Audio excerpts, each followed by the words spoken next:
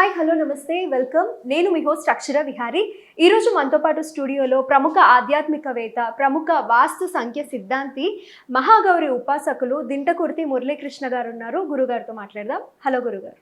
నమస్తే అమ్మ. హరి ఓం శివ. సార్, ఇప్పుడు మన పురాణాల నుంచి ఒక చిన్న డౌట్, ఆ డౌటే మిమ్మల్ని క్వశ్చన్లా అడబోతున్నా. అయితే ఇప్పుడు ఇంద్రజిత్ ఉన్నారు, ఆయన చాలా పవర్ఫుల్. ఎంత పవర్ఫుల్ అంటే రావణాసురుడి యొక్క కుడి భుజం అని అంటూ ఉంటారు. అయితే అంత అంత గ్రేట్ పర్సన్, అండ్ అతన్ని చంపడం అనేది కూడా ఆల్మోస్ట్ ఇంపాసిబుల్ అయిన పని.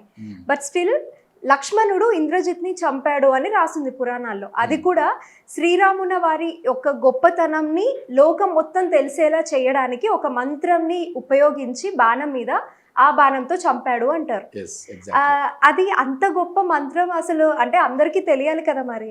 ఆ మంత్రం యొక్క గొప్పతనం ఏంటి, ఆ మంత్రం గురించి చిన్న ఎక్స్ప్లెనేషన్ ఇవ్వండి. అద్భుతమైన, అంటే రామాయణానికి మూల మంత్రం ఈ శ్లోకం. అంటే 24,000 శ్లోకాలు ఉన్నాయి రామాయణంలో. రామాయణం మొత్తం ఒక ఎత్తు అయితే ఈ ఒక్క మంత్రానికి, ఈ ఒక్క శ్లోకానికి అంత ప్రాముఖ్యత ఉంది. ఎందుకంటే రామాయణం మొత్తాన్ని నిరూపించింది, శ్రీరాముని యొక్క గొప్పతనాన్ని నిరూపించింది ఈ ఒక్క శ్లోకం. కాబట్టే ఈ మంత్రాన్ని, ఈ శ్లోకాన్ని మూల మంత్రము, రామాయణానికే మూల మంత్రము అంటారు. అంటే ఘోర యుద్ధం జరుగుతుంది 3 రాత్రులు. మరి లక్ష్మణస్వామి చాలా అలసిపోయాడు, అటు పక్కన ఇంద్రజిత్ కూడా చాలా అలసిపోయాడు. ఓకే, విపరీతమైన, అంటే ఉన్న అస్త్రశస్త్రాలన్నీ ప్రయోగిస్తున్నారు ఒకళ్ళ మీద ఒకళ్ళు.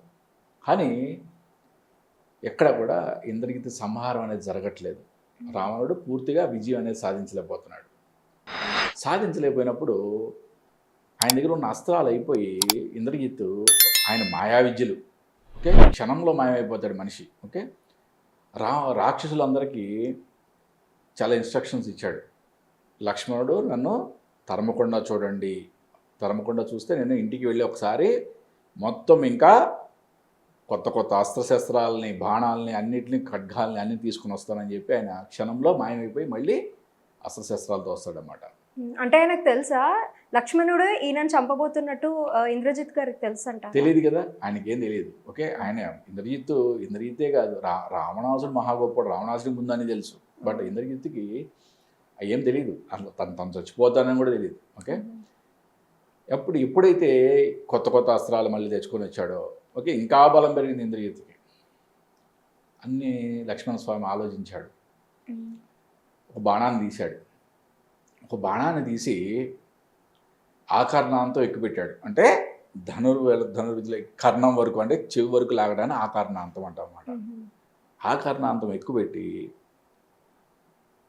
ధనుర్వేదంలో లేని ఒక మంత్రాన్ని మంత్రించాడు. ఓకే, ఏ మంత్రం అది? ధర్మాత్మా సత్యసందచ్చ రామో దశరథి వ్యధి పౌరుషేచ ప్రతిద్వంద శరణం జహిరావణిం అనే ఈ మంత్రాన్ని ఆయన చదివి వదిలాడట బాణాన్ని. ఆ బాణంతో ఇంద్రజిత్ తల ఖడ్గం, అంటే తల ఛేదించబడి ఆయన సంహారం జరిగింది అని రామాయణంలో చెప్పబడింది. మరి అసలు లక్ష్మణుడు ఈ మంత్రాన్ని, అంటే రాముడి యొక్క గొప్పతనం తెలిసి కూడా ఈ మంత్రం చదవడం కరెక్టా అని అడిగారు. అంటే అసలు ఈ మంత్రం ఏంటి అసలు? ధర్మాత్మ అంటే రాముడు ధర్మాత్ముడైతే వాలిని చెట్టు చాటు నుంచి చంపాడు రాముడు, ధర్మం తప్పాడు అన్నారు. ఓకే, అంటే రాముడు క్షత్రియుడు, వాలి వానరుడు. అంటే జంతు సంహారానికి, ఓకే, అటువంటి నియమం ఉండదు అని రామాయణంలో చెప్పబడింది. బట్ అని మాట్లాడేవాళ్ళు చాలా మాట్లాడతారు కదా. కాబట్టి లక్ష్మణుడు ఏం చెప్పాడు? నా అన్న ధర్మాత్ముడైతే అన్నాడు ఫస్టే. సత్యసందచ్చ అంటే నా అన్న ఎప్పుడు కూడా అబద్ధం ఆడని వాడైతే అన్నాడు. ఓకే, ఎప్పుడు అబద్ధం ఆడాడు అంటే మరి దశరథుడు అడిగాడు రాముడిని పిలిచి, కైకేయి కోరింది కదా ఒక వరం, నువ్వు వెళ్ళాలి నాన్న అరణ్యానికి అని చెప్పి అడిగాడు. తండ్రి మాట కాదనకుండా ఆయన ఇమీడియట్గా బయలుదేరాడు. ఆయన బయలుదేరి రథం ఎక్కాడు. రథం ఎక్కి పద అని చెప్పి సుమంతుడికి చెప్పాడు. సుమంతుడు రథాన్ని తీస్తుంటే దశరథుడు కౌసల్య పరుగు పరుగున వచ్చారు రాముడిని మళ్ళీ ఆపటానికి. ఆయన భుజం మీద ఉన్న కండువా కూడా జారి పడిపోయింది. అంటే మగవారికి ఉత్తరీయం అనేది చాలా గౌరవప్రదం, ఆయన యొక్క గౌరవం కూడా పడిపోయింది. ఆయన అది కూడా గ్రహించకుండా రామ రామ రామ సుమంత ఆపు రథాన్ని అంటున్నాడు.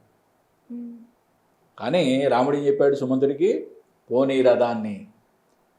సుమంతుడు అడిగాడు, స్వామి మరి చక్రవర్తి అడుగుతాడు కదా వచ్చిన తర్వాత, నేను ఆపమన్నాను ఎందుకు ఆపలేదు అంటే, రథ చక్రాల సవళ్ళలో నాకు వినపడలేదని చెప్పు అని చెప్పి అన్నాడంట రాముడు. అంటే అబద్ధం ఆడటం ఒకటి, అబద్ధం ఆడించడం ఒకటి కాదు కదా. అంటే రాముడు అబద్ధం ఆడాడు కదా అని కొంతమంది అంటారు. ఇక్కడ ఎప్పుడైతే తండ్రి ఒక ప్రమాణం తీసుకున్నాడో, ఓకే అడవికి వెళ్ళాలి, నువ్వు వనవాసం చేయాలని చెప్పి ప్రమాణం తీసుకున్నాడో, మళ్ళీ ఎప్పుడైతే వాళ్ళు కౌశల్య దశరథులు వచ్చి వాళ్ళ ప్రేమతో కనుక వీళ్ళని ఆపితే తండ్రి అసత్యంలో పడిపోతాడు కదా. కాబట్టి తండ్రిని అసత్యంలో పడకుండా ఆయన యొక్క ధర్మాన్ని నిలబెట్టడం కోసం, అంటే పెద్ద ధర్మం కోసం ఒక చిన్న అధర్మం ఆడితే తప్పు లేదని శాస్త్రం చెప్పింది కాబట్టి ఆడాడు.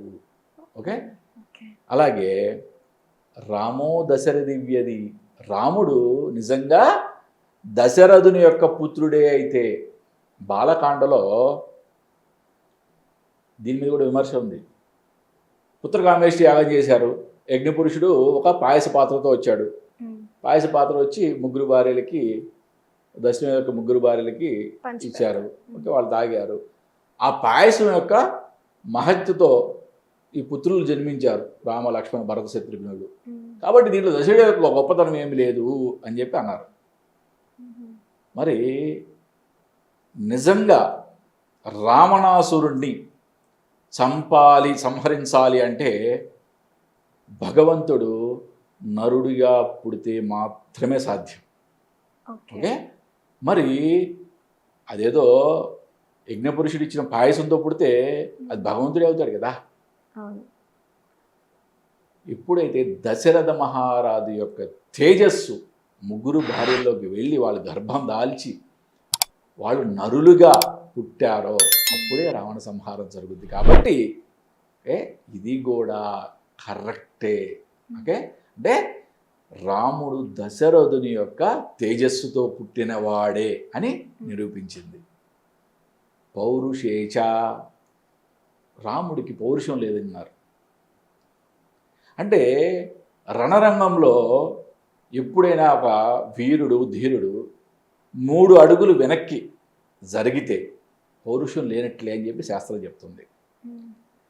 ఖరదోషనాథులను చంపడానికి, అంటే 14,000 మంది రాక్షసులను చంపడానికి రామలక్ష్మణులు ఇద్దరు ఘోరంగా యుద్ధాలు చేస్తుంటే ఖరుడు భయంకరంగా ఒళ్ళంతా గాయాలతో అంత తాటి చేతితో దత్తున్నాడు, మీద పడిపోతున్నాడు రాముడి మీదకి. ఇలా పడిపోతుంటే స్వామి అతను సంహరించడానికి, అంటే వింటి నారి లాగడానికి కూడా ప్లేస్ లేదంట.